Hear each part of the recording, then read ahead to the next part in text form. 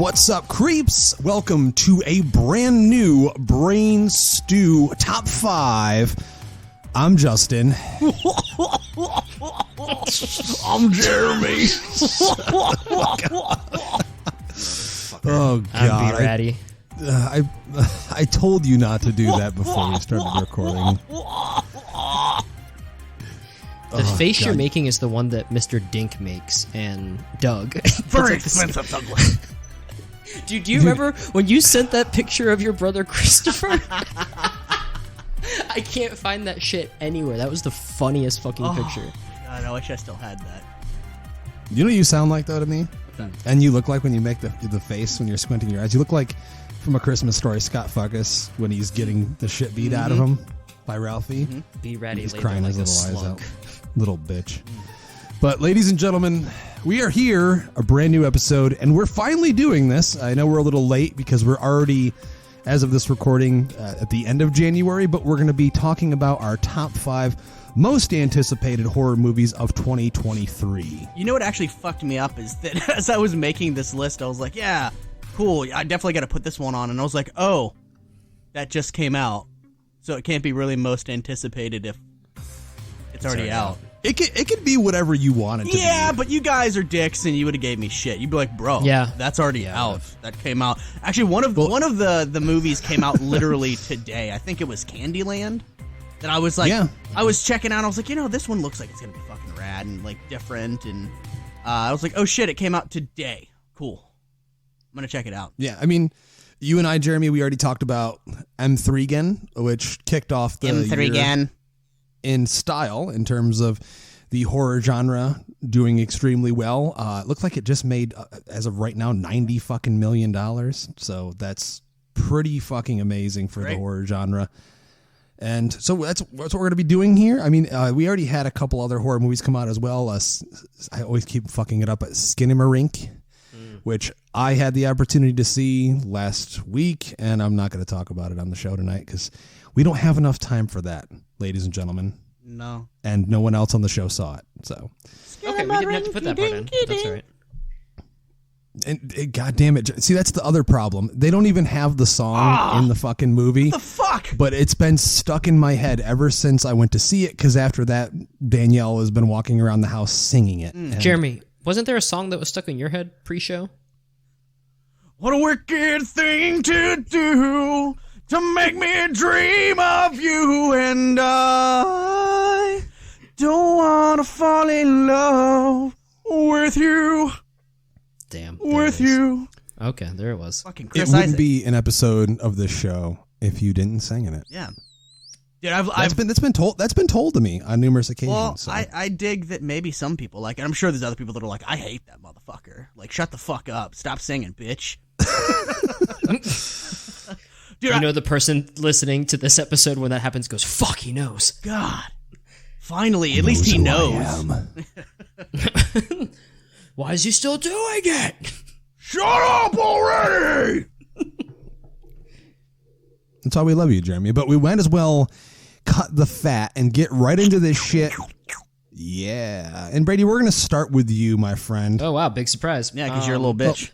So Yeah, that's right. So you're number 5, most anticipated Looking like- horror movie. Looking like Harry Potter out here. Them round-ass glasses. I see you, dog. I like his new glasses. yeah, I think they're fine. I like to be able to see, so maybe you can shut the fuck up. Damn. My number 5 is based on a book by one of my favorite modern horror authors, Paul Tremblay, and it's actually coming out early next month, and it's Knock at the Cabin, which is the new M. Night film, which I'm excited about because I think it's really cool that You gotta say his full name. M. Night Shyamalan Ding Dong. There it is. Let's see if you can say it correctly, though. M. Night Shyamalan? Yeah, there you go. You Wow, did it yeah, right. look at that. I watch movies. I saw signs. So anyways, it's basically a home invasion story. The couple, Andrew and Eric, and their daughter Wen, go out to the family cabin, just trying to get away from the city. While they're there, they are approached and invaded by a group of people that seem to be in a cult. I don't want to give too much away, but eventually when they break into the house, they give them the option that, like, you have to make a decision that's going to end with someone dead and that's how like you have to save the world. Like things are going to happen. The world's going to end unless you do this. And so it becomes a story of their family, their past.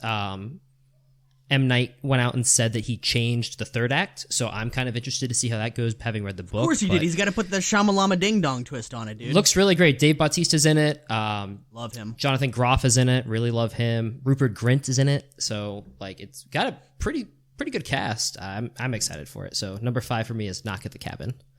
Yeah, it looks pretty exciting to me, actually. And I know that Shyamalan is very hit or miss, usually miss for most people. But honestly, the fact that Dave Bautista is in it and he looks so fucking good in it, definitely has me excited. And I didn't even tell Jeremy this. I didn't even actually invite him, but we have the invitation to see it early, a week from today on Tuesday. And I said I would go. So if Jeremy wants to go, he can go with me. Oh, well, since you're just keeping secrets, I'm going to opt to not go because you're a secret keeper and I don't like that. I forgot, honestly. I honestly forgot about the movie until Brady just brought it up. So I just watched Glass Onion recently. And I literally, while watching it, was like, why are there those weird brain wrinkles on Bautista's head? Oh, yeah, the age-old question. Well, I Googled it. It's a medical condition. Yeah. Like him and Terry, no, don't you feel like an asshole? Him and Terry Crews both have that, because I was like, yo, what is that? And so I fucking Googled that shit. It's a medical condition. Dude, his character in the book is terrifying. So I'm excited to see what he does with it. He's been killing it. He was fantastic in Glass Onion. He was incredible. Dude, he was probably by far and away my favorite character in that. Do you think he's going to have a better, like, after wrestling career than John Cena did? Yes. I mean, John Cena's still doing stuff. I'm going to say yes. You think? Because he's starting off pretty strong. I would say wait and see. I mean, Cena's doing really well. He was really good in Peacemaker. He was great in the Suicide Squad, but I haven't seen him in anything else minus the last Fast and Furious movie where I was extremely impressed. I mean, he's done some stuff that I thought was good, but it looks like in terms of a dramatic actor with heft, I mean, I'm leaning more towards Bautista, or at least range, I should say. I mean, dude, he was in Blade Runner 2049. Yeah. You know, he's doing all these really big movies with these prestigious directors where John Cena's just kind of doing, I'm not saying lower level stuff, but, you know, he just seems more interesting to me as an actor.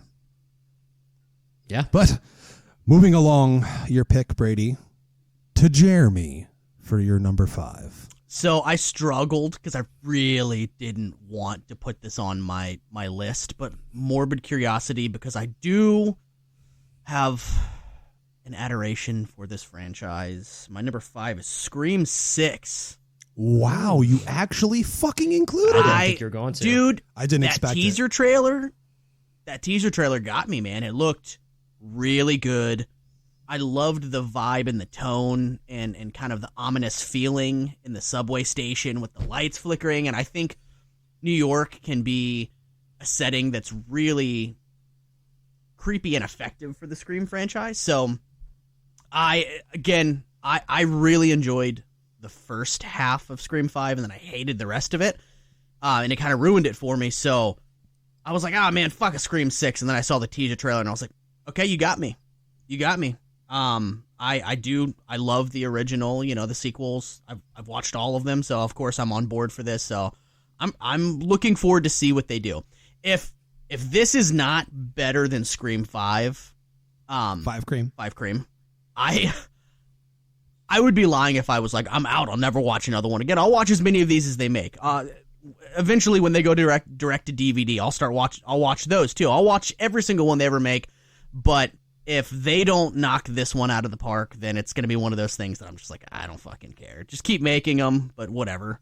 So, but yeah, I am looking forward to this one. Scream 6 and the next installment, the survivors of the Ghostface killings leave Woodsboro behind and start a fresh chapter in New York City.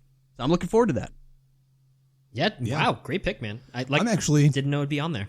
Really happy. I didn't want it to be on there. I tried really hard. To not put it on there, and I'm like, dude, God damn it. I do want to see this. You ain't got to lie, Jeremy. You ain't got to lie. I appreciate it. You're being vulnerable. Okay. I mean, dude, Brady, he's wearing his Scream shirt right now. Oh, Brady wore it just for this occasion. Just to influence. And Jeremy's like, I would not. I was about to say, bitch, I'm wearing a Predator shirt. What's up? Okay. What's up? It's not a competition. That's all right. I'm wearing an Idle Hands hoodie and a Black Christmas shirt. I'm better than both of you. Agreed. You are. All right. All right, so my number 5 is something I doubt will be on either of your lists, but who knows? I could be wrong. All right, from Chris McKay, starring Nicholas Hoult and the god of acting himself, Nicolas Cage. It's Renfield, the upcoming take on Dracula, horror comedy. Poor Renfield, played by Nicholas Hoult, has grown tired of his boss, Count Dracula, and he's trying to get away from him. And it looks like a really fun spin on the Count Dracula-Renfield relationship. Visually, it looks a hell of a lot like What We Do in the Shadows, the show, not the movie, which I love both, but I really, really love the show. And it just looks like a blast of a time. Great action sequences and cool kills, and just looks really funny. I mean, the only thing that I'm disappointed about is that they actually released the amount of screen time that Nicolas Cage has as Dracula, and apparently it's not much, and I'm kind of bummed out about that. But hey, listen, I mean, people say you can never get too much of a good thing. It's entirely possible you could, because he could overtake the entire movie, which is what I was hoping for in the first place. But the movie's not called Dracula, it's called Renfield, so I'll take whatever I can get. I mean, Cage, much like Brendan Fraser right now, is having a renaissance in terms of his career, resurgence, and I'm just glad to see him, popping up in a really big, fun horror comedy like this. So Renfield, for me, every time I watch the trailer, looks like a fucking blast. I cannot wait for it. So that's my number 5. Gives me big What We Do in the Shadows vibes. Oh, yeah. Yeah, it looks like it. It feels like it, and I'm totally down in that way. I don't care. Yeah, I'm cool with that. So, I mean, I guess we can just go along to mine. 4 for me was Renfield. Go ahead, Brady. Actually. Oh, Jesus. Okay. Yeah. There you go. So, Justin, you summed it up. But yeah, I don't know. Like, I boo-hooed it a lot, especially in the group, because I don't know.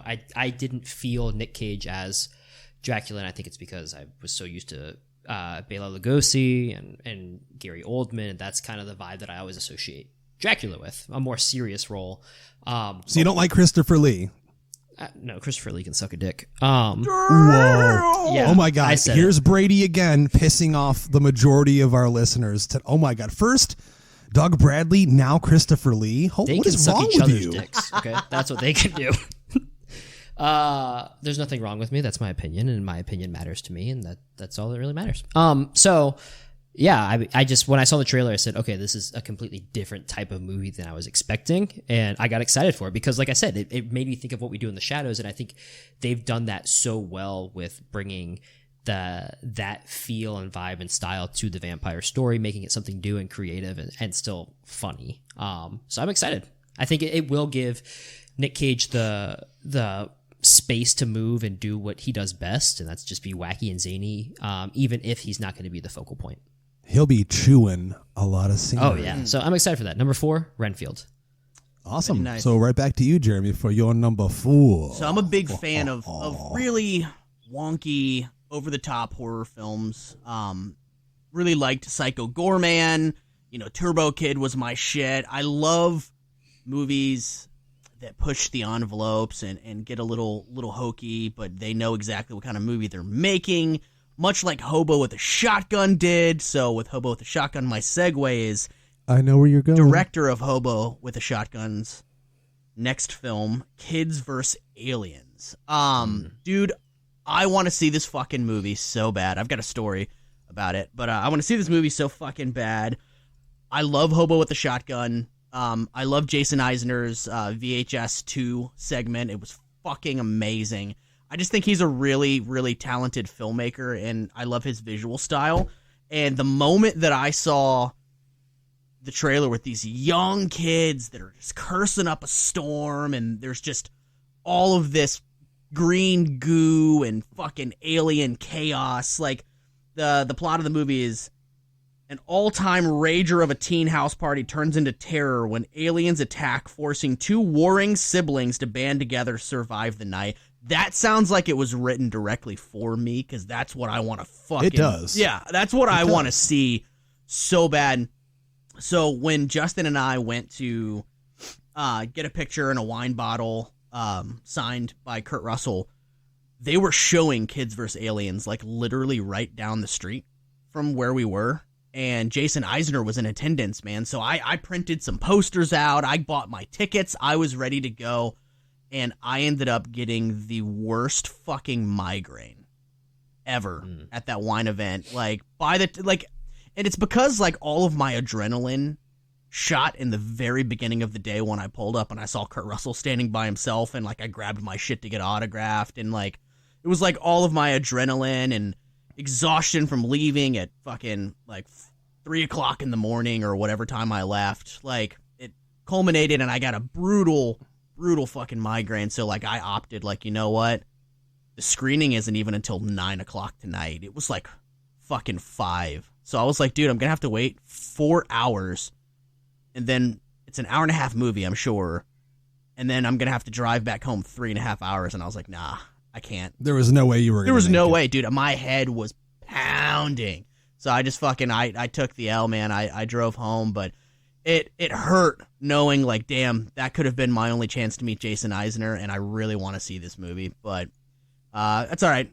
I'll see it, and maybe I'll meet Jason Eisner another time. But I'm really looking forward to this movie. Nice. It looks great.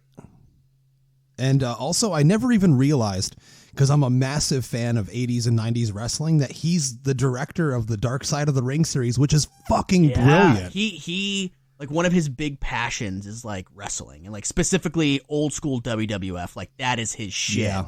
So it's cool that he's out there like getting dream projects, like doing wrestling documentaries. Wrestling. Wrestling. Fantastic series. I can't wait to see the movie as well. And I've been working on trying to get a screener, so we'll see if that can happen here soon. Hell yeah, brother. But my number 4 is a movie that I know Jeremy's excited about, and I assume will be probably showing up on his list later. If it's not, I will be absolutely shocked. What person in the world does not want to see a movie about a bear sniffing cocaine and killing people? It looks absolutely fucking insane. What a blast. It's the perfect family movie. And it's also helmed by Elizabeth Banks. So, I mean, it looks like it's got a lot going for it. My only issue at this point is I've seen the trailer so many times in the theater, and it is one of those trailers that a lot of movie files fucking bitch about. It shows almost the entire movie from start to finish in the trailer. Like, literally plot beats. Okay, this is when it starts. This is like near the ending and the climax. And I get it. That's where we're at. But this is inspired by true events. I tried to look up the true events that occurred in 1985. Apparently, a bear got into some cocaine and some crazy shit happened.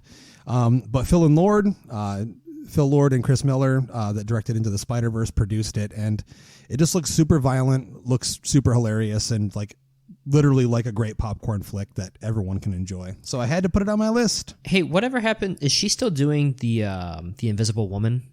Has there been anything along with that? I'm pretty sure that's done. I think all that. I'm pretty sure it's not happening. I think all that initial plans of rebooting the entire Universal Monsterverse is like done. Yeah, we'll probably get some one-offs and shit like that, but like their big plan of like an overarching connecting universe, I think that's done. We heard. I mean, Lee Winnell had already left The Wolfman, starring Ryan Gosling, and did they make that movie? Then they haven't made the movie. No. Not, there was apparently like another director coming in. I forget who it was. I think it was a good director. I can't remember off the top of my head who it was, but I was super excited for that because I love Gosling. He's one of my favorite actors, and I loved The Invisible Man so much. I'm pretty sure I mentioned it last week on the review of Megan. It was Derek Gianfranco. Okay, you didn't butcher that. Place Beyond the Pines. Yeah. Oh shit, that's a fucking that movie's great fantastic. Movie. Yeah. All right, if it's a CGI werewolf, I'm out, dude. And him and Gosling have had movies together, so they're good.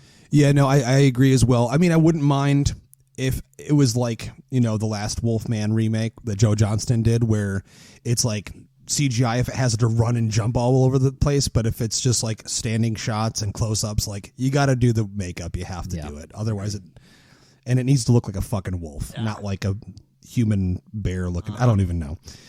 But there we are. All right, moving on here. Brady, we're already down. I know. To number 3. This list was actually a lot tougher than I thought because initially going into it, I didn't think that there was going to be a lot that was coming out because we had such, I thought, like a great year for horror last year. And I was like, there's no way that we're going to have that much coming out. Like maybe it'll be the year to kind of like take off and regroup. But no, like it got really tough in my top 3. So for number 3, I had to go with a movie that was supposed to come out last year. I know that all of us here on the podcast are excited for it, and it is Lee Cronin's Evil Dead Rise. Definitely excited for this one. I will say I was a little disappointed with the trailer. Was not a huge fan of it, but I'm still excited to see it because it's the Evil Dead, and everybody knows that I love all those movies except Evil Dead 2. So, we don't have to talk about that. Freddy's just making enemies out here. In the fifth Evil Dead film, a road-weary Beth pays an overdue visit to her older sister Ellie, who is raising 3 kids on her own in a cramped LA apartment. The sisters' reunion is cut short by the discovery of a mysterious book deep in the bowels of Ellie's building, giving rise to flesh-possessing demons and thrusting Beth into a primal battle for survival as she is faced with the most nightmarish version of motherhood imaginable. I liked how you said the word thrusting. Thrusting. Sounded. And busting. Thrusting, busting, Justin, I tell you what. An old crustin'. Thrusting Justin, here we go, man. Thrusting Justin, get her done. Excellent choice. Sans the Evil Dead 2 remark. Yeah, I mean, look, I don't necessarily have anything against the Evil Dead 2, except that it's one of my least favorite horror movies out there. But one of these days we're just going to do a full retrospective on it and force you to watch it again, and then we can literally sit here and destroy you verbally the entire time, and our listeners will enjoy it. So let's bring Doug Bradley on for that. I can talk to him at the same time too. Wrong franchise, bro. That's all shit. So I can't say anything else about this movie now because I'm just going to get fucking killed. But yeah, I'm excited for it. I do love the Evil Dead franchise, all things aside, and I don't know. I like the idea of it being in like high-rise apartments. I think that's going to be really fucking cool. Any kid in danger is super fantastic to me. So I love the fact that like they're playing on this mom is going to like harm her children. For me personally, my mom threw a knife at my head when I was young. So like this one is like, whoo, hits home. So I think it is based on a true story. Brady can relate. Watching the trailer, I was like, all right, I'm in. So yeah, I'm excited for it. Definitely more cautiously optimistic after the trailer, but I think it's still going to be good, and I'm excited. Nice. I'll be there. I'm pretty sure me and Jeremy will be able to see it before you, so we'll be able to tell you what it's like. Oh, okay, cool. Or you can drive down and see it with us. Well, not now. Not if you're going to be a dick. Anyways, Jeremy, what's your number 3? Listen, motherfucker, you didn't come down and visit either of us for Christmas, okay? Okay. You promised. Here's this thing that I'm going through called a divorce. We're going to get personal. Here we go again. Jeremy, what's your number 3? Number 3. Divorce. It's funny. Number 3 is that word divorce. I like that word. Number 3 is Infinity Pool for me. I know. I need to see Possessor. I know. I wasn't gonna bring it up. Yes, you were. I know. Yeah, I was. Infinity Pool looks fucking insane. Like that trailer, all of the imagery in it is just like, what is that? Like that looks nightmare fuel. I was about to say it literally looks like a nightmare, which is the embodiment of why I love horror movies. Like I want something that's going to push the envelope and be visually terrifying, and that trailer very much hits those things. The plot is James and M. Foster enjoying an all-inclusive beach vacation in the fictional island of Latoka when a fatal accident exposes the resort's perverse subculture of hedonistic tourism, reckless violence, and surreal horrors. Like, that is a lot. That's a lot. And judging by the trailer, it seems like those characters are going to go through a lot. You guys know I like a good slow burn, fucked up, crazy horror film, and I feel like that's what this is going to be. So I'm going to watch Possessor in the next 2 weeks. That's a goal of mine. I promise you, Brady, I'll watch it too. Yeah. It's literally on my list, on my TV. I mean, I'm just saying, with a new Brandon Cronenberg movie coming out, we could do one of his other movies. So, dude, Mia Goth is in this. Yes. And I got to tell you, man, like from the 2 X movies that we've gotten so far, and then seeing her in this trailer and seeing her acting, man, I love it. And it's like, it's weird because we've already discussed Nicolas Cage on this episode of this podcast, but I feel like there's some parallels there with Mia Goth's performances and also Nicolas Cage, how he portrays characters, how they just go all in on them, and Mia Goth is just like at 110% in this trailer. I'm here for it, man, and I'm really looking forward to this movie. Yeah, it's fantastic. Pick, that's a fantastic pick. I cannot wait to see that. Dude, how I was actually bummed. Go ahead. I was going to say I was actually bummed that I didn't receive any information about us getting any kind of press invite for that one. That was one that I was. Oh well, I'll really probably see it before you, so I'll let you know how it is.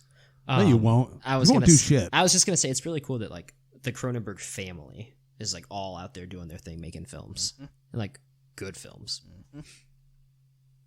So, kudos. I don't know about David's last one, but I'll leave that alone. I didn't. I ended up watching it. I didn't like it. You were right. Okay. I haven't seen it. So obviously that means that it's bad. If I didn't like it, I was too busy watching The Thing to see it. So. Oh, have you never seen that? Have you?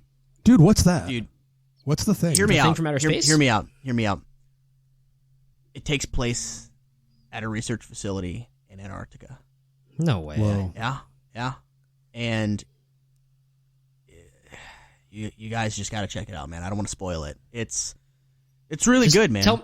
There's no animals get hurt in it, right? Dude, you're not going to fucking believe this. The movie starts with a helicopter that's shooting at a dog. No, I don't like that. I can't do that. I can't do it when they're hurting the dog. As long as the dog ends up. I don't want to spoil too much, but it's fucking aliens, bro. It's aliens? Yeah, it's aliens. Like Sigourney Weaver? Is the xenomorph in it? Or? Kind of. Do you remember that dude who was like, would you rather fight a xenomorph or a predator? Oh, the guy in line at Mahoning Drive-In Theater when we were standing there. And you abandoned me? Yeah. Who were we waiting to meet? Was it Felissa Rose? It was Felissa. Yeah, because she kept. Yeah. It took forever because she kept taking shots with people. Felicica. What did he asked something like, "Who would you want to? Who would win in a fight?" I'm glad that glad that those conversations didn't end at the lunch table in elementary school. Like, I'm glad that someone is still having those talks. They're like, "No, real talk, dog." This dude, that dude just totally disappeared though. As soon as he asked those questions, we turned around. We didn't see him again the whole weekend. He went to kill someone. Yeah, I'm sure. He was there to find out who would you rather fight, and once he found out, he was like, "Well, it's time to go home." Yeah, he's like, all right, I don't need to be here anymore. They're not showing it? Cool. Justin. I'm pretty sure I told that guy about the podcast. He's probably listening like, you guys are still talking about me. Well, I got inside your fucking heads. He's like, I know where one of you yins is at. Didn't he come? He came from like the Burning Man or some shit. Yeah, he had just gotten back from Burning Man, and he's like, you ever been to Burning Man? And I was like, can't say I have. And he's like, it's nothing like it, man. And he was like, what's going on here? I said, what do you mean what's going on here? It's Camp Blood. It's sold out. And he was like, oh, I just walked in. I was like, oh my God. He just walked in through the fucking woods. Yeah. Did you say did you just say Burning Man? Yeah. Is that like your crotch right now, Brady? Burning Man? Pretty much. Okay. Pretty much. Right. Yeah. My number 3, already mentioned, but Scream 6. Scrum. What can I say that hasn't been said already? The premise alone looks brilliant. We're finally taking it out of Woodsboro again, which I've always enjoyed when they've done that. I mean, in part 2, we were at college. Part 3, we're in Hollywood. It just gives a different setting. And I feel like as much as I enjoyed it being in Woodsboro again in part 5, some of it didn't feel as genuine. It didn't feel as much like Woodsboro as it did in the first movie. And it just, really excited to see what this new core group of characters is going to do. I really love Jenna Ortega. She's really fucking knocking it out of the park with everything since this, and I'm really excited to see where she's going to go as a character. I will hate them to death if they Randy her and kill her off in like the fucking opening scene or something. To me, she's like just the most compelling and interesting new character that we've gotten so far, and her performances are just outstanding. But anything can happen in a Scream movie, and I'm just really fucking excited to see what they're going to do, where they're going to take it. There's that still that got released of, Ghostface holding a shotgun. I don't know if that's another image of misdirection, like when we saw the image of Ghostface with the flamethrower, or it could be. But everything I've seen from it so far, even the teaser poster and the teaser itself was extremely clever to the point. Like, we don't need much more than that. We know what Scream is. Just go for the throat and get it over with. So super fucking excited for this. It's Scream 6 as my number 3. Well, number 2 for me is one that also was supposed to come out last year. And here's the thing. If this movie does not fucking come out this year, I am going to scream. Like, I just heard it's terrible, Brady, and they're never releasing it. Salem's Lot. If that movie does not fucking come out this year, and if they say, yeah, we're just going to shelve it, I am going to quit this podcast. It just makes you think that they're not confident in it at all. Well, that's what we do have. One of our listeners in our official fan group on Facebook, Ryan Anderson, who went to a test screening of the movie a few months back and actually commented on one of the articles that Brady posted, said that he saw it and that it needed a lot of work. So they're probably just working on hopefully it. He didn't recutting. Hopefully he didn't sign an NDA and you just put his whole name in it. You're like, this specific person said this about it. Listen, he said it on the internet. So if he said it on the internet, that's public. Anyone can see that. So I'm just... All I can think of is like the FBI and everybody, or like the studios, like Mr. Anderson. Listen, Brady, no one gives a fuck about this movie, so ain't no one going after anyone for talking about it. I want to see this movie. I bet you Corey wants to see it. I do want to see it. What I'm saying is, Corey. Other than B-Ratty here, the level of hype, I'm saying, there's very little for it. I'll get it tattooed on my back. Because there's been no trailer. I mean, it's hard to get hype when there's no trailer. And it's been delayed a bunch of times. Sure. So, yes, that's my point. Yeah. I mean, when a trailer comes out and there's an official teaser poster and all that stuff and people start talking about it, yes, I'm sure there will be hype for it, of course. Yeah. But I'm just saying, as of right now, hopefully they don't leave it dead in the water, because the longer they wait, the less interest there's going to be. Yeah. I mean, dude, that's like isn't there a Children of the Corn movie that got shot years ago that they've yet to release? Probably. Probably. I mean, I'm pretty sure. There's a movie that I was going to include in my top 5. It's in my honorable mentions. That's been done. It was supposed to be released last year as well, and the year before, and it still hasn't been released yet. So it's shit happens. So number 2, Salem's Lot. I'm keeping my fingers crossed it comes out this year. I mean, the cast looks great. Like, I really like Lewis Pullman. Yeah, and I think that he's had a really good run of stuff lately. He was in Outer Range, that Josh Brolin Amazon show, which is like a sci-fi Yellowstone. He was in Top Gun Maverick.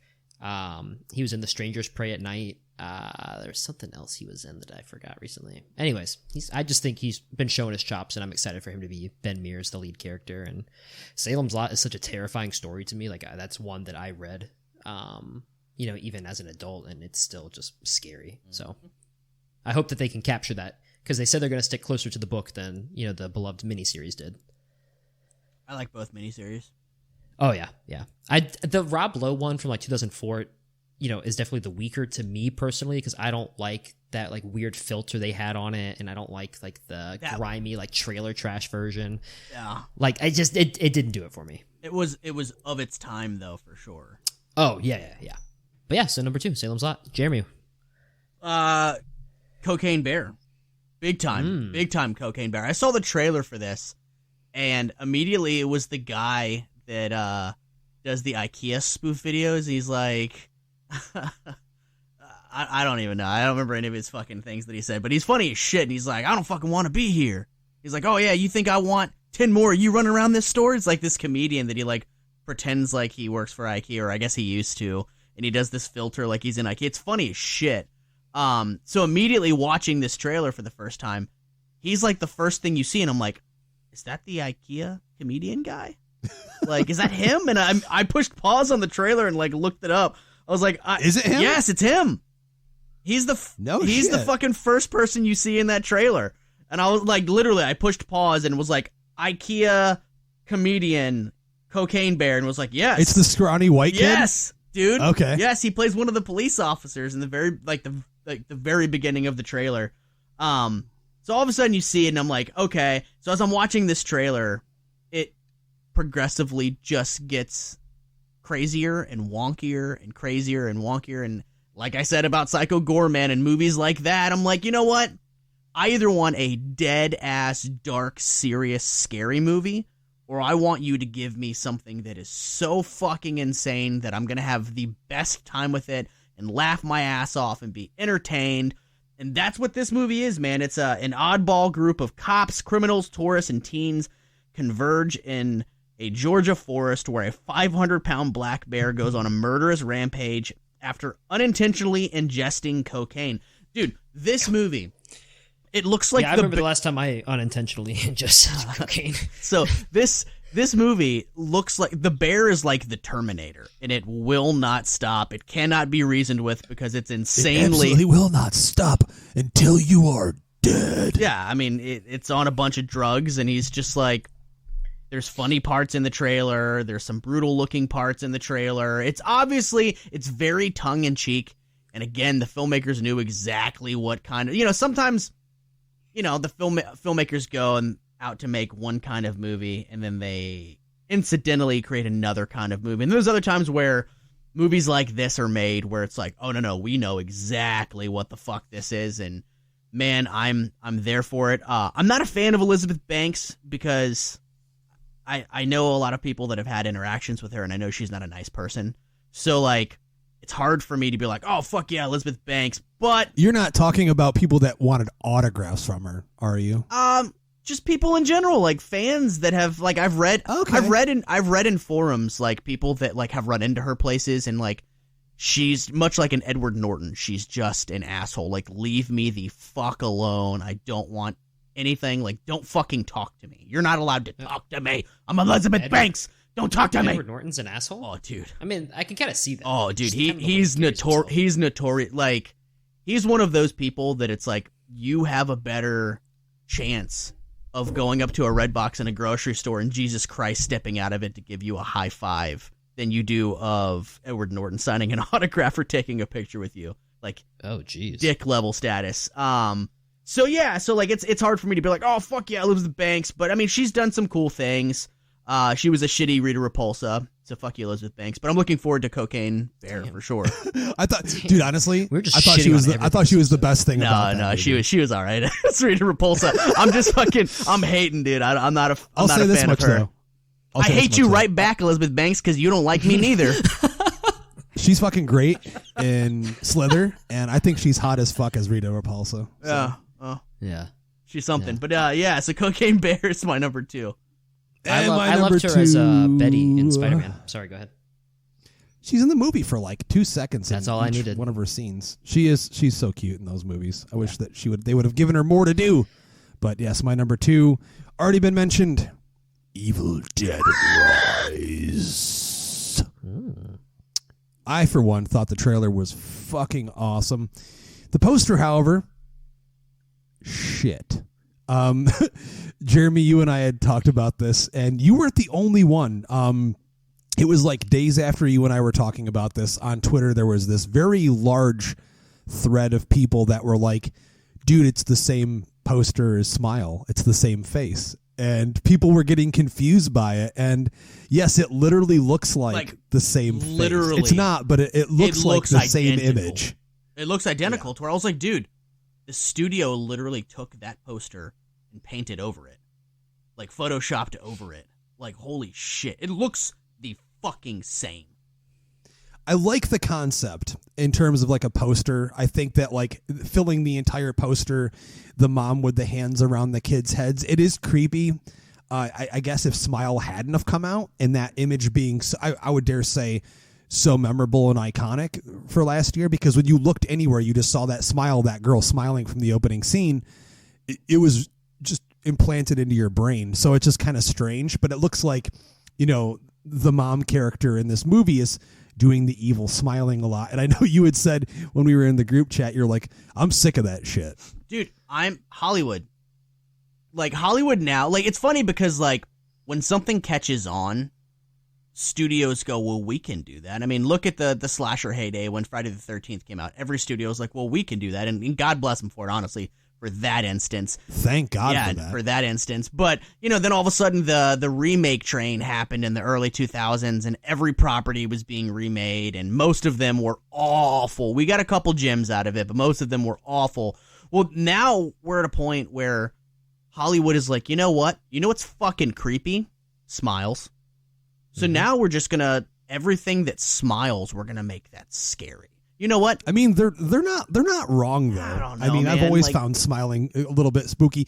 Cut that shit out. And then like, so here's my little beef is like, look at the Deadites and Evil. That was something I wanted to bring up look at the Deadites and Evil Dead 1 through 3, and look at the Deadites on Ash vs. Evil Dead, and then look at the Deadites in the trailer for this, it looks like everything we've fucking seen before. We're going to put some red contact lenses and make the skin pale white with veins. Cracked, like, come the fuck on, man. Do better. Why?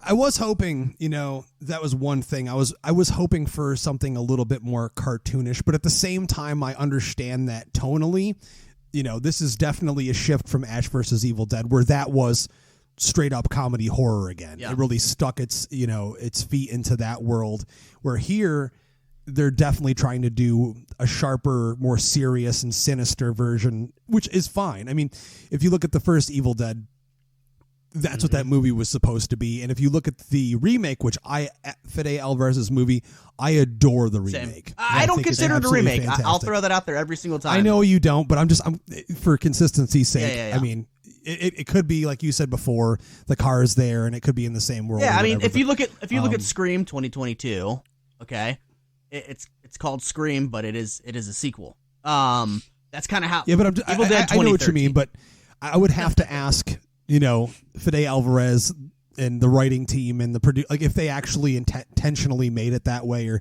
I just know that when it came out, we were all calling it the remake. But my point is that one also attempted to plant its feet in a more serious, sinister tone, and so I'm here for it. I think that the parallels with it being a lot of similarities with this and Demons 2, I mean, they're obvious. Also, Poltergeist 3, I mean, being in a high-rise apartment, very interesting setting in comparison to almost all of the other shit always taking place in a cabin. So I'm here for it. It looks fantastic to me. I hope it's not too generic. I was hoping for a little bit more creativity when it comes to the Deadite design, but we'll see. We'll see what the movie has in store. I can't fucking wait for it. So that's my number 2, Evil Dead Rise. And Brady, we are down to you. We're here, baby. Is number fucking 1. Is it any surprise what my number 1's going to be? I don't even know. I have no clue. Yeah, I actually don't either. Scream 6. No idea. Oh, yep. Yeah. You actually think I've been paying attention to your list here, Brady? Well, I thought you cared about me, but I guess, that's cool. I stopped caring about you when you didn't come here for Christmas. Oh, my God. There are some hurt feelings here. But yeah, I'll never forgive you. Okay, all right. I hope your balls itch till the end of time. Let's reel it in. I just want to go on the podcast to say that I don't have an STD. Okay, so okay. That's like the third comment about my balls tonight. You guys did. I just need to go out there and say that B-Ratty is clean. I never said STD. You. We believe you. I'll put the test in the group. I'll post my test in the group. Anyways, for anyone that wants to, never mind. We're not going to go there. All right, Brady. You tell our listeners and myself and Jeremy why Scream 6 is your number 1, baby. I just ran out of options. No, Scream is such a huge, important franchise to me. I've gone on this podcast, the Scream podcast with Ryan C. Showers, and talked about it at length, and I'll never not be excited for these movies. Jeremy, I know you didn't like 5. I did enjoy it a lot, and it got me excited for where the franchise is going to go forward. Little anxious not having Nev in there, because I do think that she is a very, very important part of the Scream franchise. A big reason why I loved it so much. But I'm excited to see how they approach it. And then that teaser trailer was just phenomenal. Like, it just gets you in the zone. Like, it reminded me of Scream 2, the theater scene, where there's all these ghost faces around and you don't know who's who. And all the actors are back. They look terrified. It's going to be a great time. Yeah, so Scream 6 is my most anticipated film of next year. Do you want me to go through this year? You mean? Sorry, we're right here. Do you want me to go through honorable mentions now? Or nope. No, we'll do honorable mentions after. All right. So yeah, that's number 1. Nope. I was cooking a biscuit. It's me, Sylvester Stallone. I'm the Tulsa King, the King of Tulsa. No. You don't know how many times I say that at work now, and I go, in the words of Sylvester Stallone, nope. And they just look at me, they're like, what the fuck is wrong with you? I went down to the kitchen to get a biscuit. My number 1 is... Number 1! Fuck yeah, it's Evil Dead Rise, man. Like, even though I'm not pumped up about how the Deadites look and the Deadite design, I feel like they could have done better. However, I love that franchise. Like, literally, it is the one franchise that I can think of off the top of my head that has not failed me yet. You know, every franchise has a stinker, right? You know, there's Seed of Chucky, you know, you can pick which Texas Chainsaw you want to choose in there. Quite a few of them, you know, people are like, fuck that one. I'm like, I actually like that one, but you know, it's always been a mixed bag. There's Freddy's Dead, there's Jason Goes to Hell, there's Halloween Ends, you know what I mean? Like, there's stinkers in every franchise. Very true. Evil Dead has not ever done me wrong, man. Like, I love Evil Dead. I love Evil Dead 2. I love Army of Darkness. And I love Ash vs. Evil Dead. And I love Evil Dead 2013. Like, I think that they're all great. And the reason that I think that they're all great is they all kind of do different things compared to the ones that came before them. And I feel like that's kind of, they play with some similar themes, but they do something different to where it's like, oh, okay, cool. It's like this, but now they're doing this instead. And I think that's kind of what's kept the franchise fresh, and pushing it forward this time is them changing the complete setting that the story is taking place in, man. That's something that we haven't gotten very much. Like, you got to, you know, of course, in Army of Darkness, you know, went into medieval times. You weren't in the woods. And then, you know, in the show, they went off the rails in different places. But this is the first, like, straight up Evil Dead movie that's not taking place in the woods. And of course, like mentioned, straight up Demons 2 vibes, which I fucking, dude, Demons is in my top 5 favorite movies of all time, and I really love Demons 2 as well. Demons 2 is a blast. Oh, it's fucking so much fun, dude. This looks like that, except for just, like, extremely violent and played very straight. I can't wait for this movie, man. This is one that was supposed to go streaming. And they did test screenings, and the test screenings were so through the roof that the studio was like, you know what? I don't think this is good for streaming. Like, I think we really have a hit here. So they did more test screenings, and the ratings were through the roof, and thank God, because now this is a full-on theatrical film, which is exactly... I'm so thankful. Dude, same. Oh, man. Same. This is exactly what Evil Dead needs. Like, I want to see an Evil Dead movie in the theater, right? Like, I don't want to see Evil Dead movie in my house for the first time. Like, that's so fucking boring, man. Well, honestly, in retrospect, it shocks me in some ways that they were even remotely thinking about releasing it straight to streaming when, you know, the 2013 movie made money. Yeah. It's a profitable franchise, so it didn't make any sense to me. I think the studio was looking to move into how things are working in the future of cinema. You know, like, you've got movies like Prey that did so well, and that was a streaming rollout. Another one that should have went to 100%, but it did really well with streaming, and there's been movies that have come out that have slayed with streaming, so I understand Hollywood being like, you know what? You know, this is an industry that we have to be adaptable, and it's time to adapt, and we're going to make these movies streaming, and then these will go theatrical, but sometimes you get it wrong. Sometimes you get a movie like Prey that it's like, dude, that should have absolutely been theatrical. I get why Prey in particular wasn't, because, you know, the diminishing returns from some of the sequels. I get it. I agree.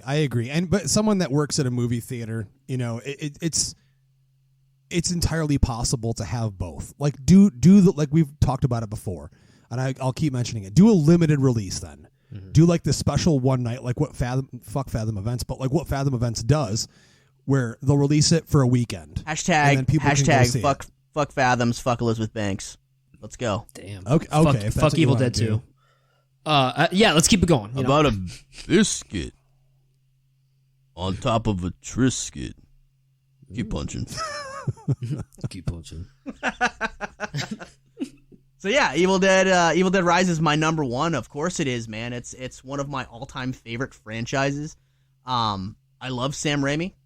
He's making some appearances coming up, man. He's doing a shit ton of appearances, dude. He's coming to Philly.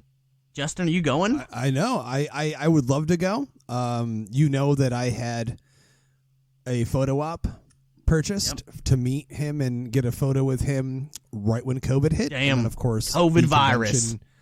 It literally just canceled the convention in the and world. We got our money back. And I was super excited about that because I think, honestly, you have a lot of pictures with a lot of people. But probably in my top 5 favorite pictures of you with anyone that we all care about and love, your picture with Raimi is one of my favorites. Oh, thanks, man. For sure. Thanks. He touched my hand in that picture. Not because of you, because of Raimi. All right. I mean, that's fair. No, I know it's a great clear about that. Brady. I'm being serious here.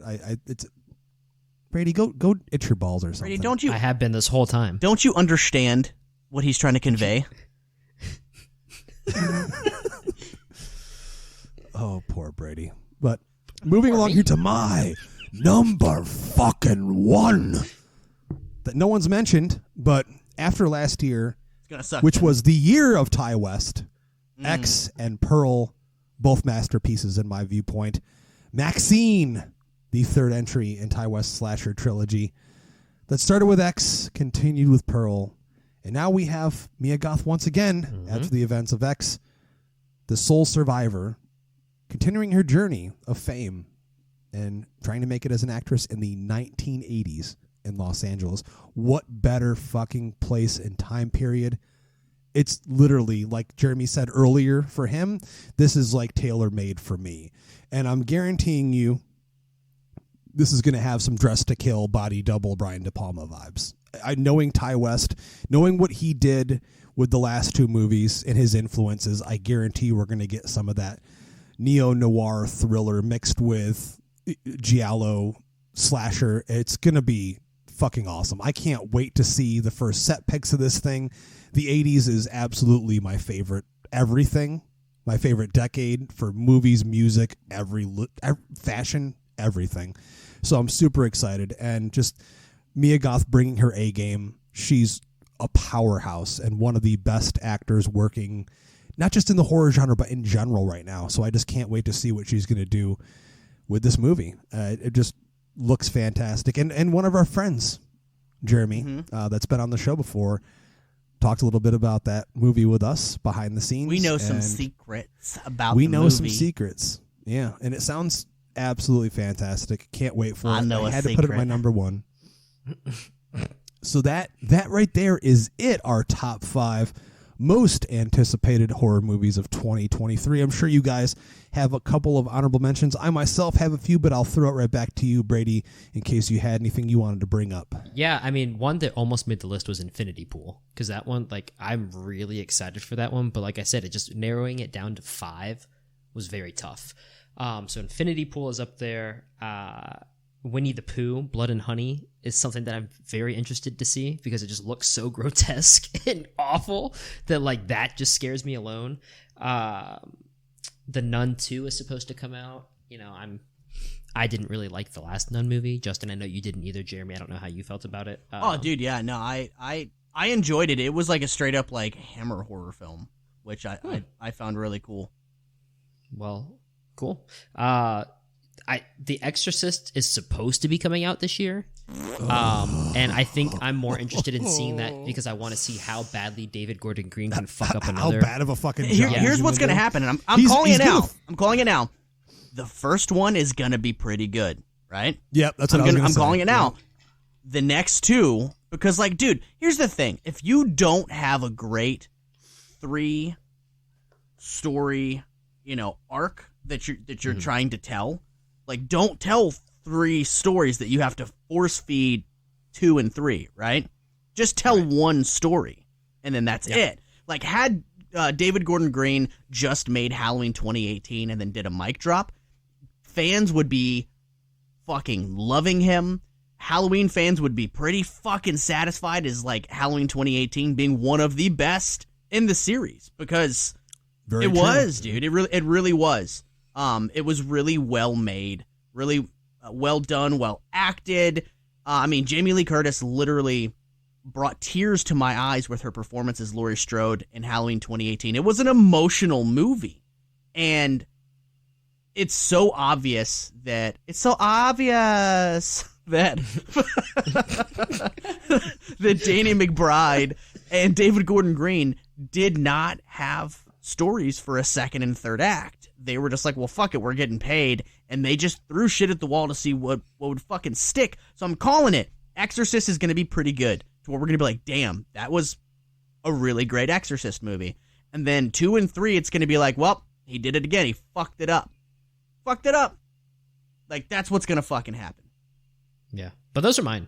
There's another movie coming out, Cuckoo. There's not a lot about it. I don't know if you guys came across this, dude, but the poster for it or the still looks pretty cool. Yeah, I tried to find a trailer for that, and I was like, is that cuckoo? Like Caca? I thought it was Caco. I was like, I thought that shit said cuckold at first. I was like, what the fuck is this? Well, that was a different link I sent you. Oh, okay. Cool. Anyways, what are your both of mine that I was going to put on this list, but I was like, oh shit, they're out.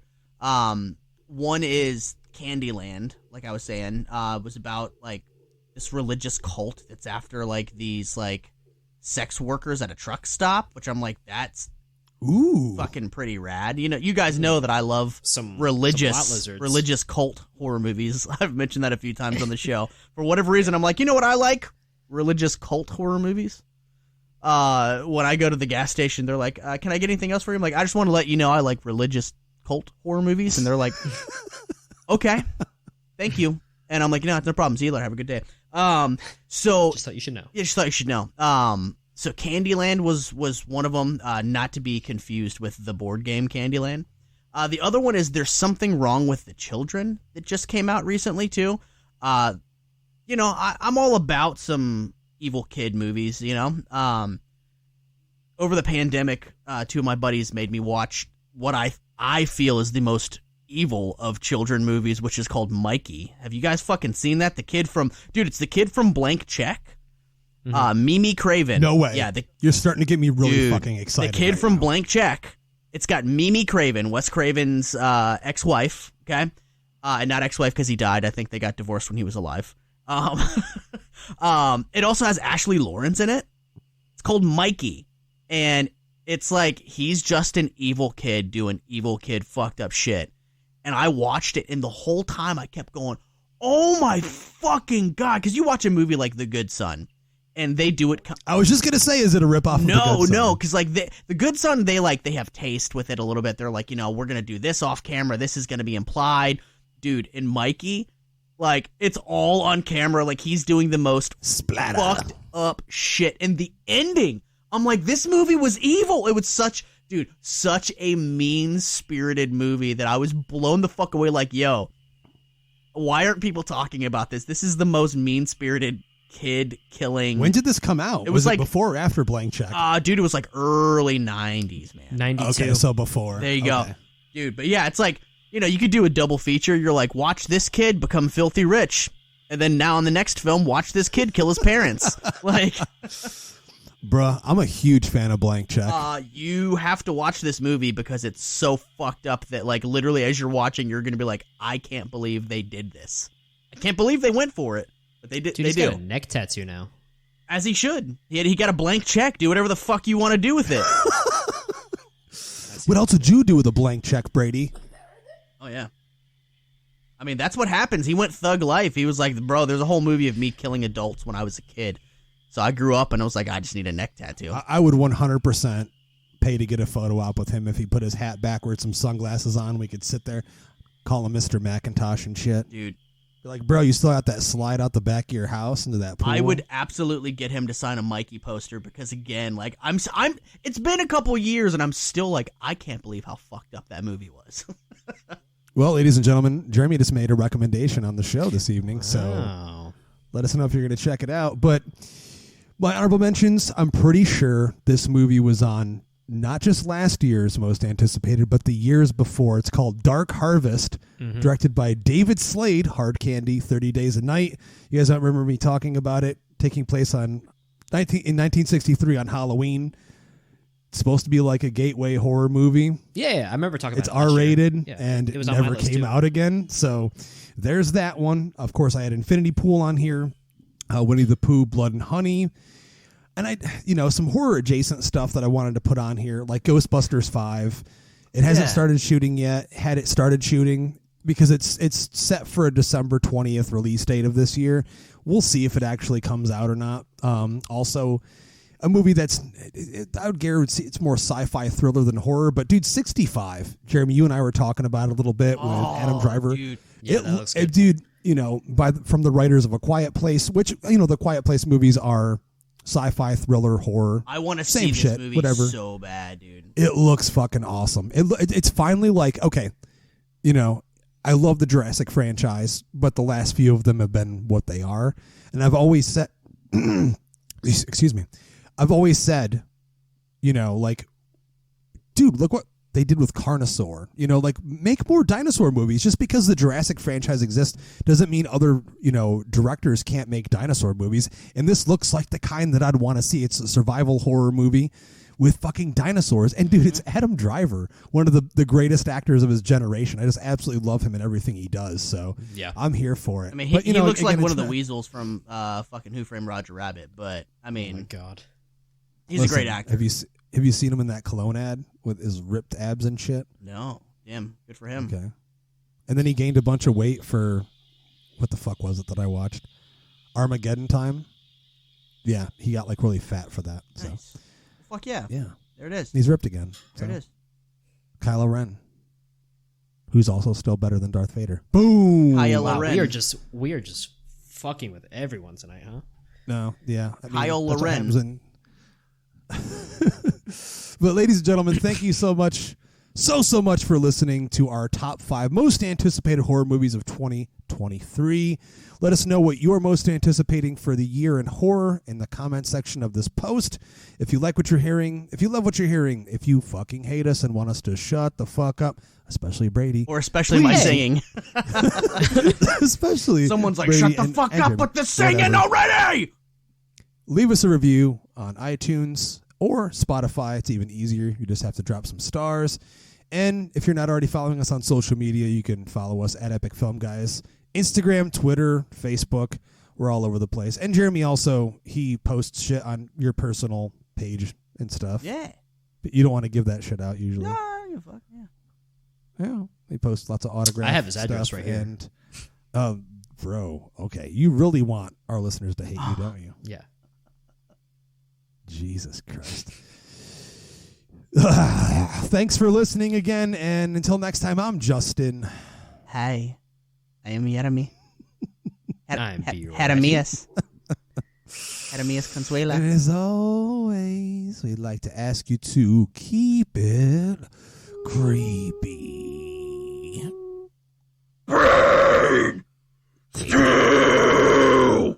Creepy. Brady sucks.